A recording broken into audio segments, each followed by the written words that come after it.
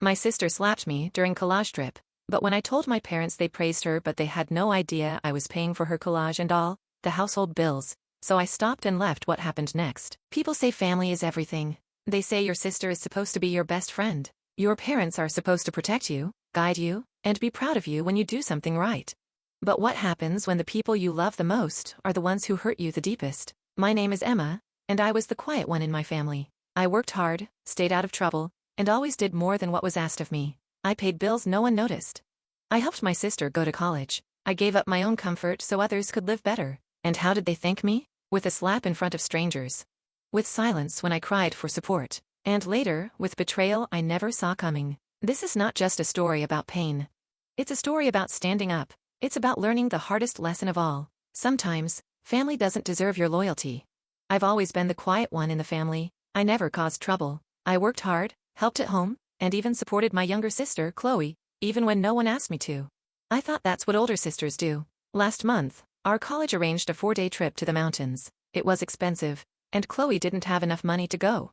My parents didn't have it either. So, without telling anyone, I quietly paid for Chloe's ticket, hotel, and food. I used my own savings, money I made working late hours at the bookstore.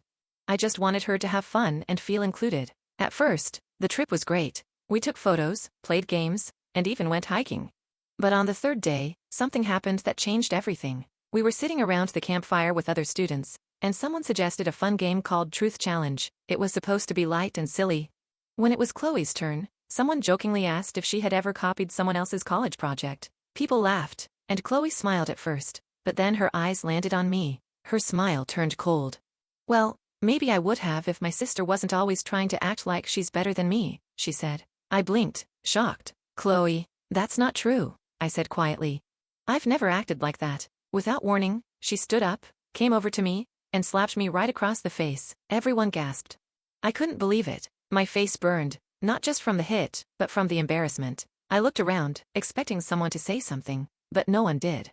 Some people even laughed nervously, like it was just a sister fight. I held back my tears, stood up, and quietly walked away. What they didn't know is that I had been paying for Chloe's college, her clothes, and even half the bills at home.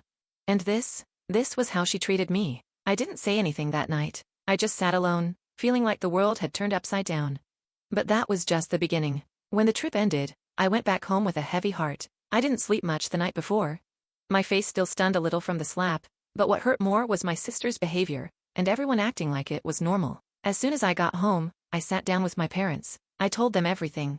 How Chloe had slapped me in front of everyone, how she embarrassed me for no reason, and how nobody stood up for me. My mom frowned, but didn't seem angry at Chloe. My dad just shook his head and said, Emma, maybe you provoked her. You always act too serious. I couldn't believe what I was hearing. Dad, she hit me. In front of strangers. She's younger, my mom added. You should have been more understanding. Chloe's just emotional sometimes, and you know how she hates being corrected. I stared at them in silence. That's when I realized they were never going to take my side, no matter what Chloe did. I pulled out a folder I had kept in my bag. Inside were printed copies of bank transfers, receipts, and utility bills. I placed them on the table and said, Here, these are all the payments I've made the past 6 months. Rent, electricity, Chloe's tuition, even her textbooks. I've been the one keeping this house running while you all praised her and ignored me. They looked at the papers, but even then, their faces didn't change much. My mom said softly, Well, you never told us you were struggling. That was your choice. It was like a knife through my chest. You're right, I said. It was my choice. And now I'm making another one. I stood up, walked to my room, and started packing my things. My parents didn't stop me. Chloe didn't even come out of her room. Before I left, I turned and said, Let's see who's still the favorite when the bills stop getting paid. And with that, I walked out of the house.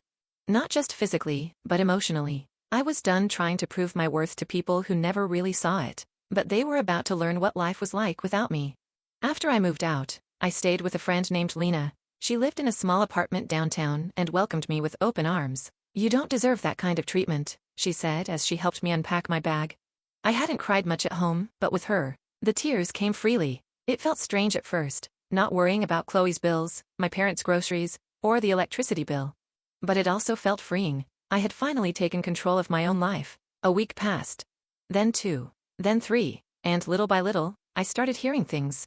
At first, it was just whispers from people at college. Chloe had been removed from her classes because her tuition hadn't been paid. She had no idea how to apply for aid or even talk to the office. She had always relied on me for everything, and now she was completely lost. Then I got a text from a neighbor back home. "Hey, I think your family's power got shut off. I saw someone from the electric company outside the house today." I didn't respond. I just stared at the message. The next day, my mom called. I didn't answer. Then she texted, "Emma, we need to talk. Things are difficult right now." But I stayed silent. They had ignored my voice when I cried for help. Now they were finally hearing the silence I had been forced to live with. Later, Lena told me that Chloe had posted a message online saying I had abandoned the family and left her to suffer. She was trying to paint herself as the victim. But Chloe didn't know something important. One of my classmates, Sarah, had been there on the trip. She had recorded the moment Chloe slapped me and saved it. She messaged me privately and said, "Emma, do you want me to post this? People need to see what really happened." I thought about it. I had never wanted revenge, but I did want the truth to come out. So I told her yes. And what happened next was something none of us expected. The video went live on a Thursday evening. Sarah uploaded it to her public page with a simple caption, "When you slapped the sister who paid for your trip, your tuition, and your home bills." It was only 30 seconds long, but it hit like a storm. You could clearly hear Chloe's voice mocking me. You could see her walk over and slap me. And then my shocked face as I quietly walked away. The sound of laughter in the background quickly turned into awkward silence. Within an hour, the video had over 10,000 views. By morning, it had spread across our campus. Students who once ignored me now looked at me differently. Some sent private messages apologizing for laughing that night. Others simply commented things like, "You didn't deserve that. This is awful. I'm so sorry."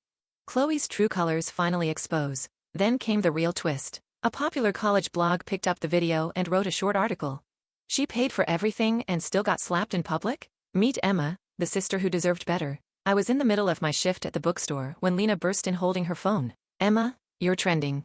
I laughed, not really understanding what she meant, until I saw my face on the blog's homepage. The next day, a nonprofit group that supports young women in education messaged me through Instagram. They had seen the article and wanted to offer me a full scholarship and a chance to share my story. It didn't feel real. All my years of quiet giving, all the times I was ignored, used, or made to feel small. Suddenly, people saw me. Meanwhile, Chloe deleted all her social media. My mom sent me a long dramatic voice note blaming me for ruining our family's reputation. I didn't reply, because for the first time in my life, I was finally being seen for who I truly was. But just as I started to rebuild, they showed up again. And this time, with a secret plan of their own. It had been almost a month since I left home. Things were finally starting to get better. My name was out there in a good way. I was accepted into the scholarship program, and I even got a part-time job at their office helping other students in need. I felt proud. I was finally living a life where no one controlled me. Then one Saturday afternoon, while I was working at the campus help center, I looked up and froze. Standing near the front desk were Chloe and my parents. They looked different, tired, worn out. My mom's hair was messy, and Chloe wasn't wearing her usual fancy clothes or makeup. My dad looked uncomfortable, holding a folder. "Emma," my mom said, putting on the fakest smile I had ever seen. "Can we talk?" I stood up slowly and said, "Why are you here?" Chloe stepped forward. "Look, I'm sorry for what I did." I was stressed. I wasn't thinking straight. "You slapped me in front of everyone," I said calmly, "and then tried to make people feel bad for you online." She stayed quiet. My dad cleared his throat. "We've had a rough time lately. We lost the house. The car is gone. We've been staying with your uncle." I looked at them, but felt no pity. That's when my mom handed me the folder. "We were thinking," she said sweetly, "maybe we can move on from this. Maybe you can help us again. Just until things get better." I opened the folder. It was a loan application, with my name on it. They had filled out my details, my social security number, my school ID, everything, trying to apply for a student loan in my name. "You are going to sign this without telling me?" I asked, my voice shaking. Chloe tried to explain. "We needed the money. You're doing so well now. What's the harm?" I stared at her, stunned. "You didn't come here to apologize," I said. "You came to use me again." I reached for my phone and said clearly, "If you don't leave right now, I'll call security, and then I'll file a report for identity theft." They stood frozen for a second. Then my mom hissed under her breath, "You've changed." "Yes," I replied. "I finally know my worth." They left without another word, but I kept the folder, and I did file that report. What came next was something they never expected. Filing the report wasn't easy, but it was necessary. The office helped me reach out to a legal aid group that supported students facing family abuse or fraud. They were shocked when they saw the loan documents my parents had tried to file using my name. Within days, we had everything prepared. The forged paperwork, my identity records, and the messages they had sent me. A few weeks later, I was sitting in a small courtroom, watching the people who raised me now sitting in front of a judge as defendants. Chloe looked embarrassed. My dad avoided eye contact. My mom still had that fake smile, like she thought she could charm her way out of everything. The judge was firm and clear. You used your daughter's information to apply for a loan without her consent.